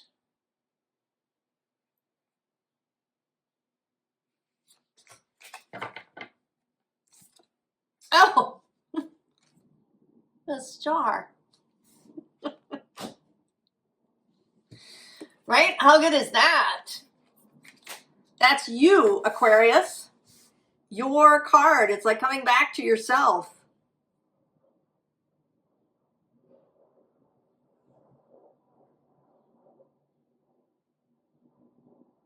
And this coming back to yourself Whether these are aspects of you, or whether this is somebody in your life, or you know, something that you are doing, or your calling, your vocation, that has become stale, or you know, you're not communicating.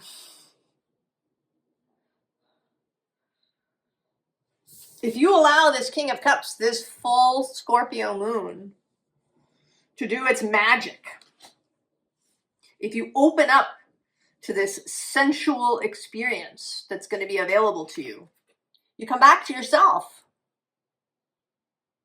Aquarius.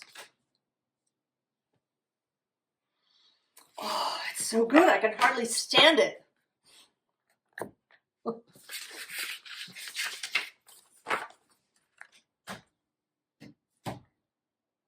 Pisces.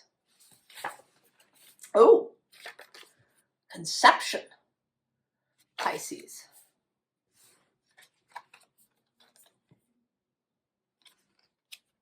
The relics of Lemuria. Fragments, memory reclaiming. Panacea. There is a solution for every problem. And into me I see.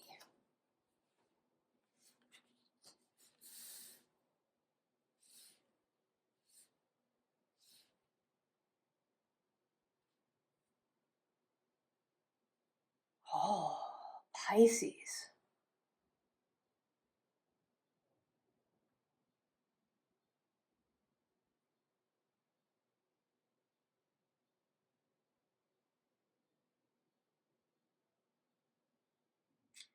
There's something growing within you that you have not seen.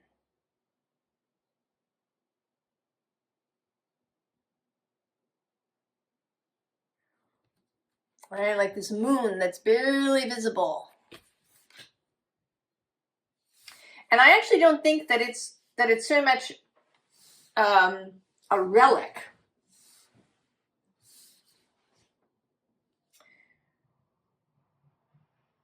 As it is something that's just been growing for a long time.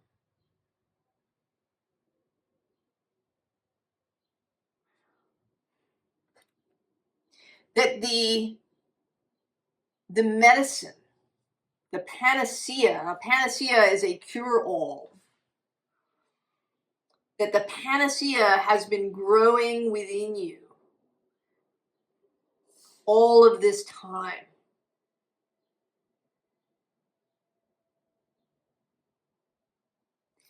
And you didn't know it until now.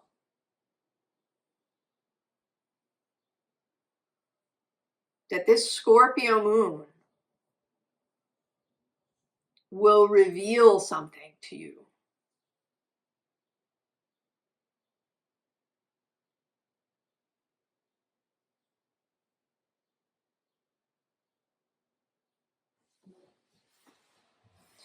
You seem to want, do you want a different deck? No.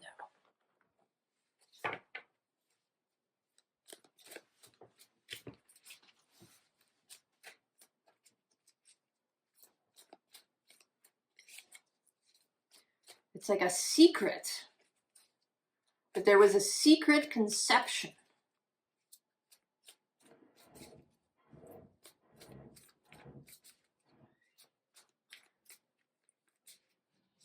That's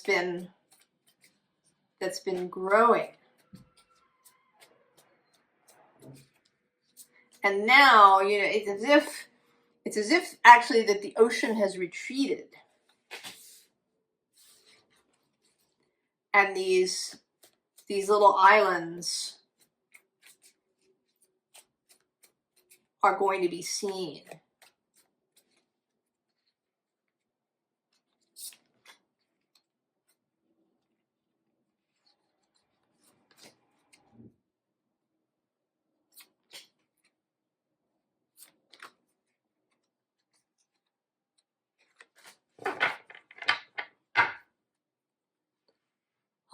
The sun coming out. 7 of Wands on the underside. King of Swords. 2 of Wands.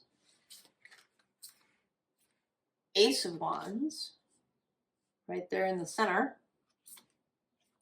8 of Wands. And the Tower. Pisces. It seems to me that you have been laboring.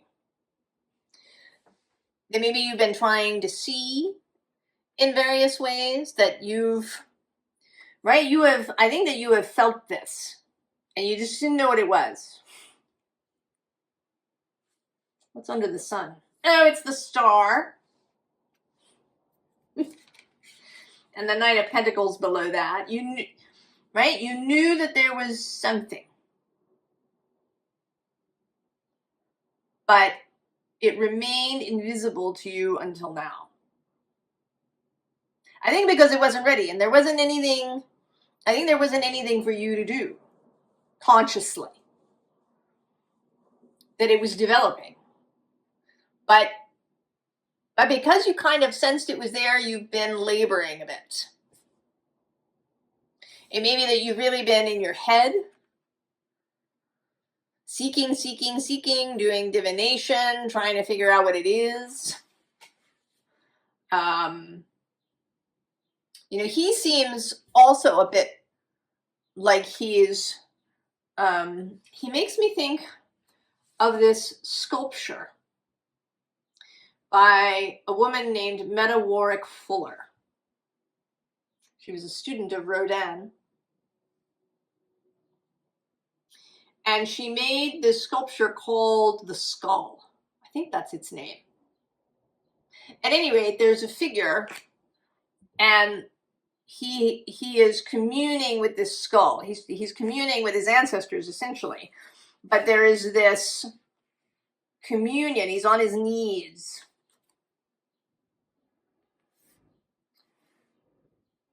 Communing, trying to figure out what to do. And it may be that you've been doing this in different ways.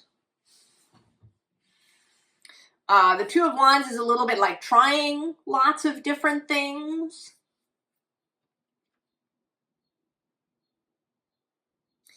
And then this Ace, right? It rises out of the earth.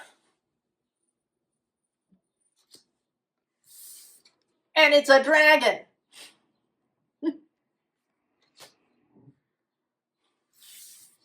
Right? And there's lightning and the Tower and change.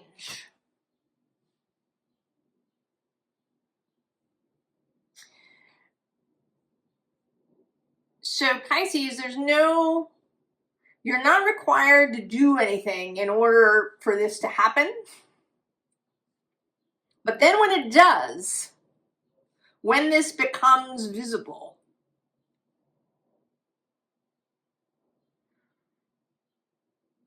then I think, then there will be something to do.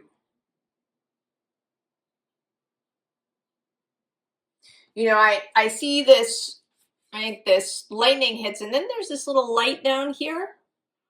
And I see that as you setting out, right? The lightning is the signal. Right? The dragon, he doesn't have fire, he has lightning. That hits your tower. And when that happens, you will know that it's time to go. I don't know that the road will be really clear in front of you.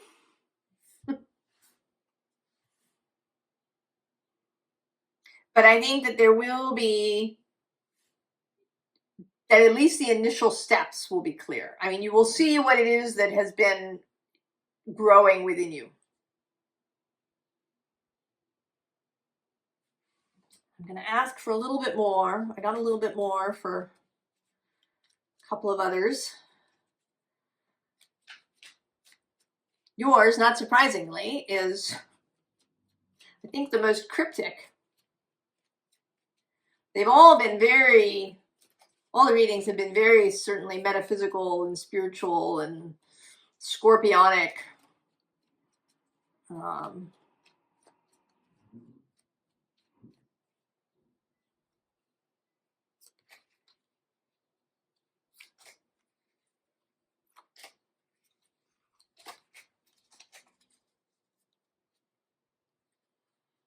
Oh, the Nine of Pentacles.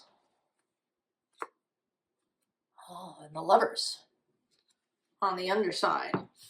So this Nine of Pentacles feels like, you know, finding your way out of the jungle. Below that is this Four of Cups. We also have the Five of Cups. There's this mental Queen of Swords.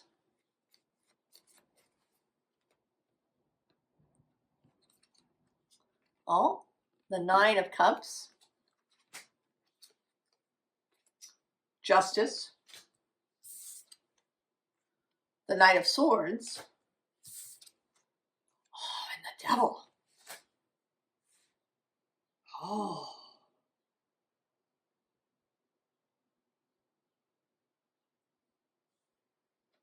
Pisces, even your clarifier is cryptic.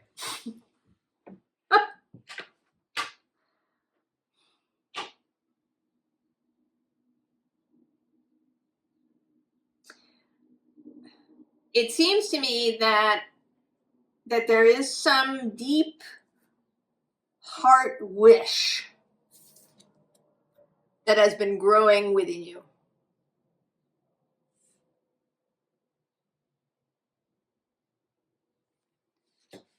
That has been growing and gestating, and that all your experiences so far have led to its growth, its expansion, and now you're coming into alignment with it.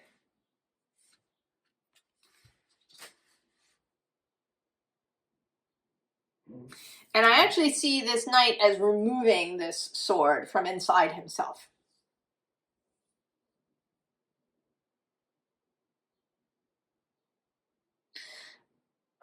Removing a stopper. Removing a stopper that allows creation, I want to say. You know, the devil is Capricorn. He is the master of the physical realm. He is also the adversary to the status quo.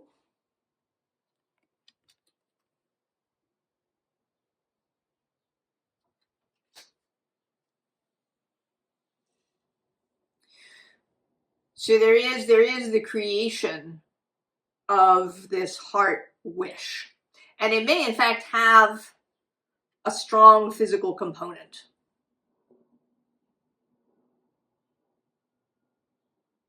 It might be wealth.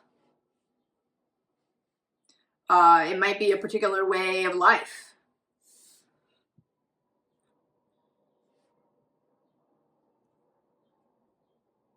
I don't know. I want more, Pisces.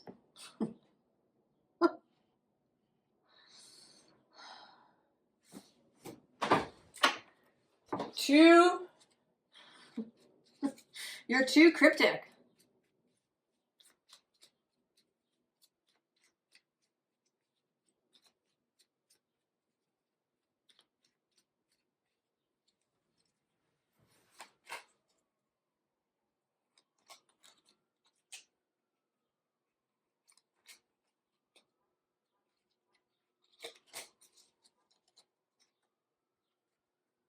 Two of Pentacles. Who's under here? Oh, there's Justice reappearing. The Magician. The Page of Cups. Ooh. The Nine of Wands. And the Four of Pentacles. Okay, so this is manifestational power. And it comes not through like heavy labor or extreme focus. It's actually, right, it's not these two things. It's the Page of Cups, right? It's not this, which may be where you've been, and this.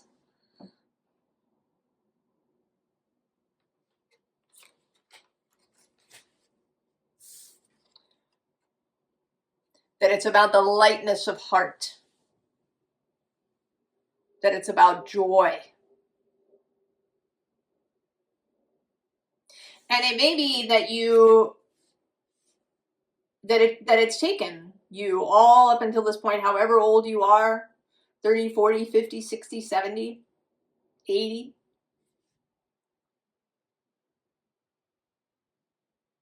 That what's actually been growing is this Page of Cups.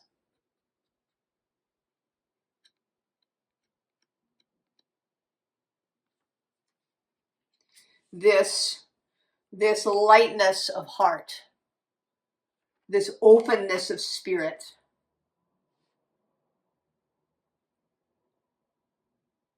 So that, right, so that these things, these joyful things just unroll and unfold, right? It's this energy of this little child on the unicorn.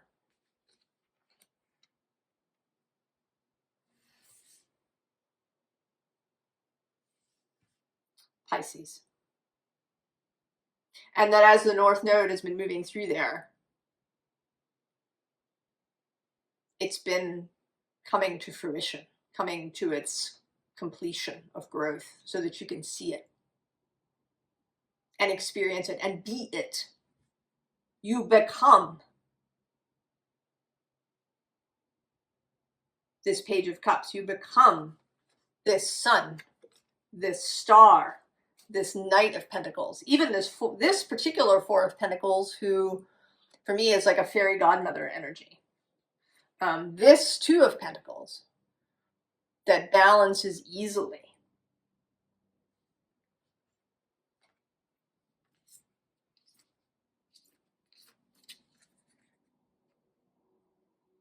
That in fact, when this comes to completion, you are it.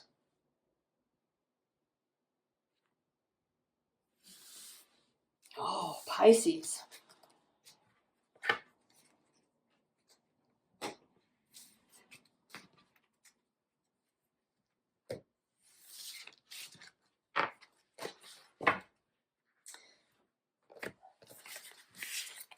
Now, I wasn't sure I was going to do a collective, but I think I will, except without the only oracle card I'm going to pull is from my deck, and then we'll do some tarot.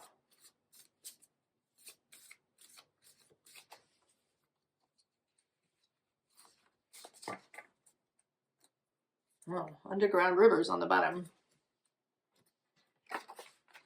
Oh,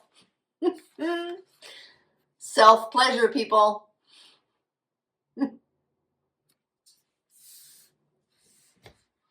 I like it.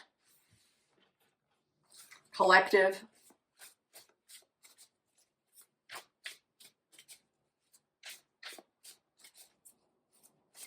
You know, our pleasure, and I mean real pleasure, not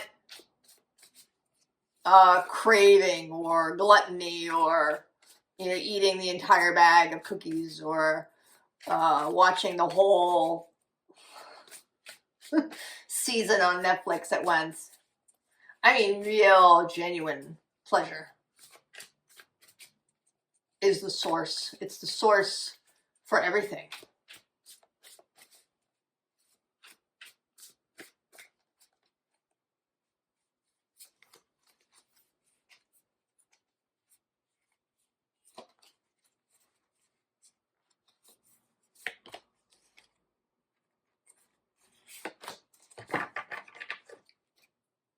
Oh yeah, there it is, the Ace of Water. What's underneath? The Ace of Fire.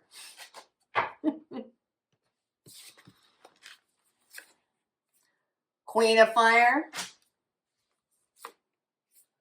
Four of Earth, Queen of Earth, oh, and the Seven of Air.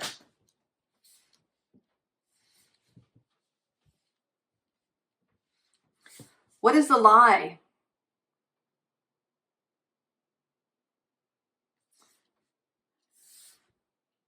What are the lies about pleasure?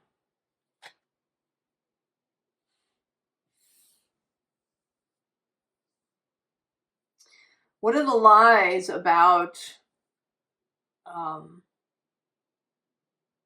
you know, what we have to do? Do we have to sacrifice and labor and struggle? Do we have to, you know, always be aware of our own advantage?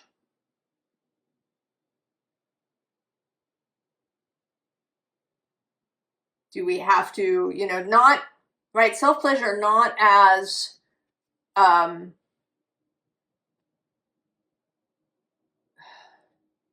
what's the phrase I'm looking for? Self-regard or selfishness. You know, doing someone else down to get ours.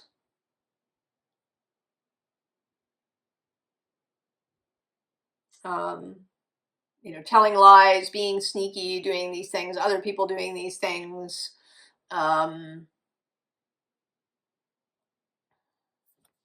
of that Seven of Swords stuff. It's not, right? Queen of Fire, Queen of Earth.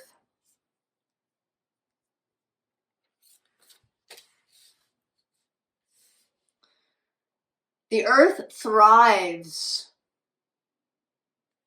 with our genuine pleasure, the pleasure that comes from the heart.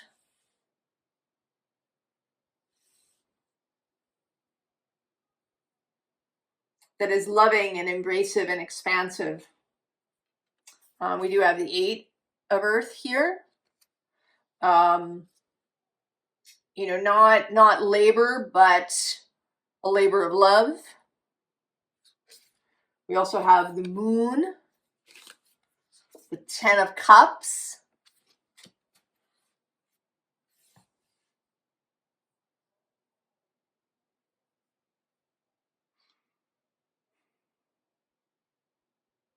This is an erotic moon.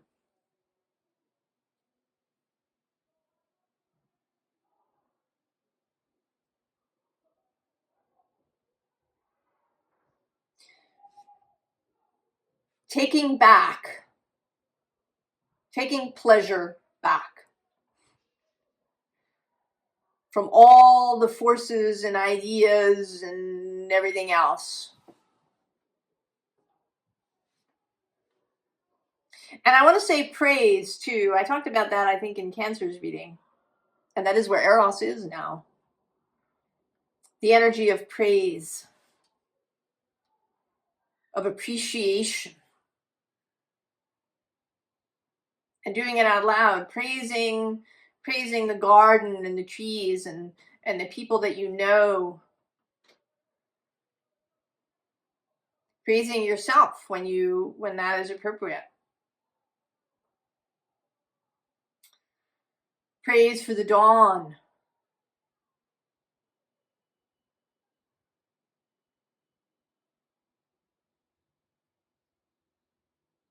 This openness of spirit.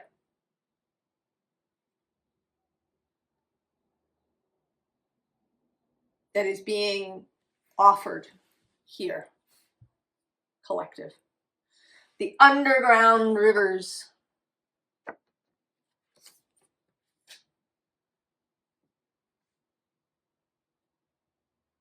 Springs rising up to be seen.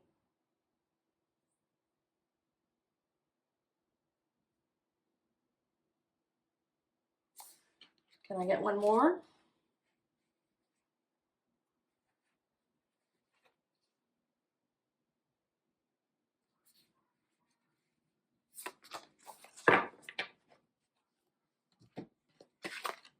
Oh, the elder of Earth.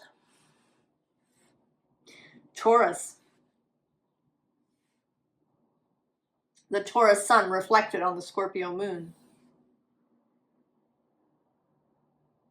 And a preparation perhaps for the Taurus new moon at mid-month. For something to really sprout out in ways that it never has before.